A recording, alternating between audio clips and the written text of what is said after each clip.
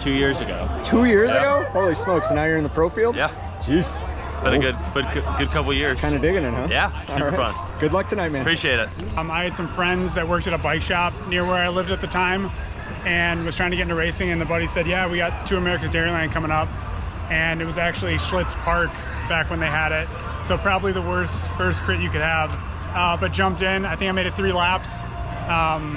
So super hard, but was kind of hooked. It was super fun.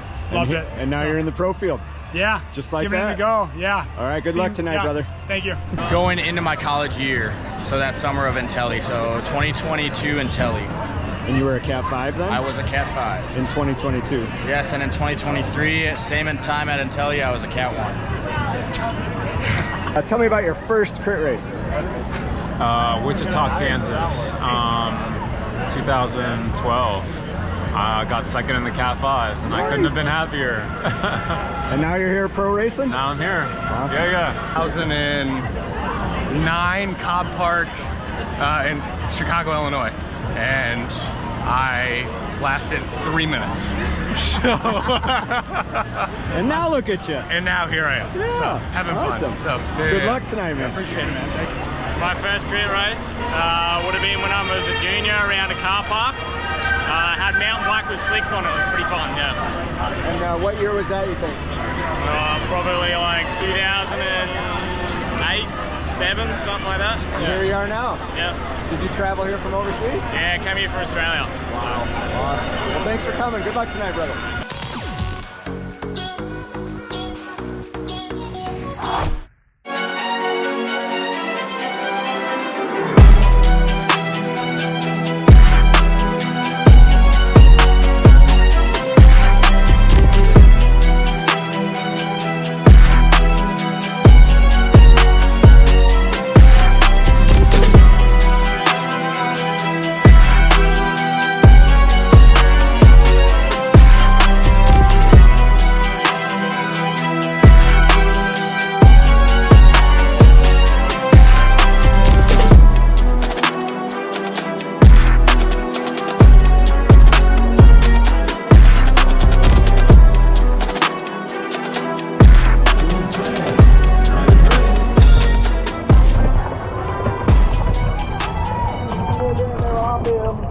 All right, race fam, let's get this started. Now, what's funny to me is that I just rewatched my Instagram story from the day, and I'm like, oh, no way I'm racing in the rain. No way I'm racing in the rain. So here's what got us. The radar looked like it was going to be clear between 1 and 4 or 5 p.m., maybe even 6 p.m. So our race is at 3:30. I'm like, it's okay. I think it'll work out.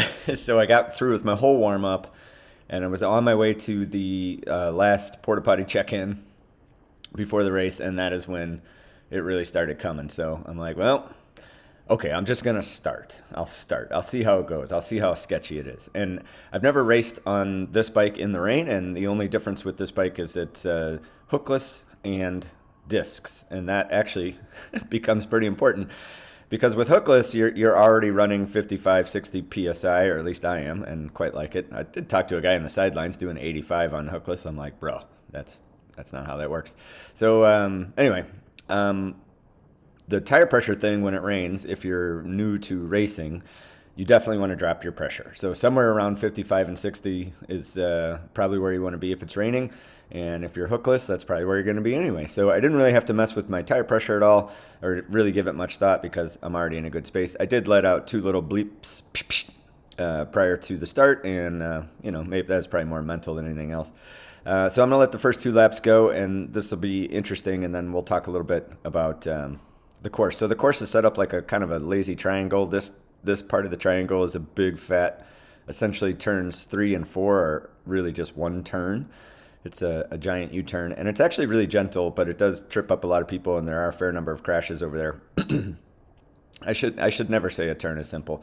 It's totally dependent on the people around you, what they're doing, and the pace of the race at the moment or what's happening in the race. So there were plenty of crashes on that corner, and I'm sure there were crashes on corner 2, but corner 2 everyone knows is going to be sketchy, and corner 3 and 4 is like, well, it seems safe, which is probably when you get into the most danger.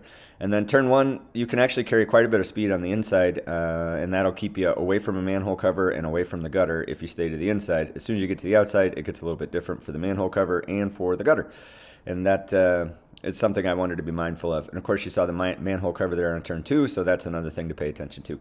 So my goal with this race, 1 was to start, which I did, and then after that was just like, I don't know, I'll just hang on and see how it goes. But I actually felt really good today, and my normalized power was right up there with a record-setting 3:02 or something like that, and we had 3:21 in the other race I finished, so similar pace, although today, like watching the footage, it seemed like it was much more tame. And I think it has to do with we go into these corners so slow, but then we pop out of them. So the normalized ends up being pretty high still, but the effort on your legs is just different. And that's, I guess, more my type of effort is to do repeated sprints versus long, continuous bouts of FTP is not my thing. So I'm just going to show a few clips here of, when you set a goal, like throughout the race, then eventually I set a goal. It's like, all right, I want to stay up near the front so I can carry these turns with a little bit of speed at least. And here's one I just absolutely butchered. This was the worst one I did. You saw the manhole cover right in my line. I'm like, oh gosh. So I freaked out about that. I overcorrected that with speed, I should say, not really my turning or line choice. But look at that gap I dropped. Just awful. So we'll take another look when I do it a little bit better. So here I'm going to gobble up some spaces. This is where the disc brake part of the conversation comes in super handy. So I was talking to another racer who's still on rim brakes, and he's like, I was slowing down like right here, getting ready for this turn, whereas I'm not slowing down until right here. So that doesn't seem like much, but it's a huge difference in how much speed I can carry into these last turns. And really I think almost everyone is on disc brakes, so it's not a competitive advantage anymore, but it's just kind of a must-do at this point, at least if you're going to race in the rain seriously. So, and I felt significantly more confident, so it's a mental game. It's physics that you can get in there later and stop shorter and carry more speed. So anyway, a big fan of disc brakes now, and previously I was like, discs, whatever, they came with the bike. I didn't really care one way or the other. But rain racing, oh my gosh, I don't know that I could ever rim brake a rain race again. So there's a little clip of me moving up. Here's another little clip of me moving up. So trying to just take some momentum or leave like a little bit of a sprinter's gap back there, put a little dig in, not really even a dig, but just a little bit of watts, and see if I can carry some speed to move up a couple places. I did it on the inside, I did it on the outside, and it was really the backside of the courses where you could do all those things over and over and over again. There was not a lot of move up to be happened on the front side of the course, typically. And so this is 9 minutes left in the race, or probably even less, or I think there's 3 laps left, and this is where things get spicy. So a couple guys are obviously trying to move up on the right, which is fine. It's a big road. There's plenty of room to do it, but sometimes it doesn't work out, and it did not work out for me. As a result of them not having it work out, it didn't work out for me. No, all good. Bike's good, body's good. I just slid on my butt. A couple guys got it much worse than I did. One guy's frame just absolutely snapped in half like a toothpick. It's kind of wild.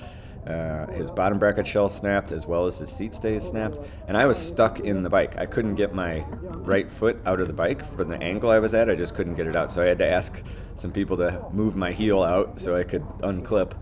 And then I just sat there like not really having a plan. And this is the lesson here, is like, if you crashes are going to happen, right? So just paying attention to no free laps. So in my head I was like, oh, no free laps, so what's the point? But in reality, well, you can still race, you just don't get a free lap. So we'll slow it down here and again. And I think I took out my friend's bottom bracket, or not bottom bracket, derailleur hanger right there, because I saw him in the pits, and that's what that's what the problem was. He got my heel out, so I appreciate you, buddy. And then I'm just sitting around like, okay, eventually I kind of get my act together. I'm thinking like, what am I doing here? And I certainly was. I don't think I hit my head even a little bit, so I'm not like dazed. It's just like a lot to take. Like there's just a lot going on right now. So then I come over here and relax. My friend Derek is there helping me out. Like, hey, okay? Do you need anything? Blah blah blah. So that was nice to see a friendly face after a crash, for sure. And then, okay, the wheels move, the bike moves, the handlebar's straight. Like, what are you doing? Go ride your bike. Go ride your bike. Yeah. Hey, that's a good idea. I'm going to go ride my bike. So I wish I would have had it in my head, though, to do it sooner, because I could have had a half a lap I still would have gotten passed by this group, right? Like, it didn't really make a difference.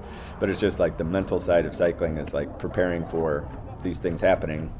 You got to get ready, right? So there goes some spots. I think I ended up 35th in the end, something like that. I don't know, I forgot to look it up, but anyway, somewhere around 35th. But I did finish the race, and like I said, I felt the best I felt almost all week in this wet, terrible race that I said prior to the race I was not even going to participate in. Well, I'm glad I did. And that's crit racing, man. It's a cruel mistress. Some days you're absolutely in love with this sport, and other days you can't stand it. And today, after this race, was one where I was like, you know what? This is awesome. I love this sport. This is great. So here we are finishing up. Open course. Thanks, friend. And then I go do a cool down lap, and then I have a little chat with the camera. So check that out. All right, race fam. I think I just got one bent rotor and a little tore up kit, but otherwise I'm okay. It's one guy's bike got snapped in half like a toothpick. Holy smokes. Woo. That was actually maybe the best I felt all week in the rain and stressed out and everything else, but I raced okay. I knew I was too far back.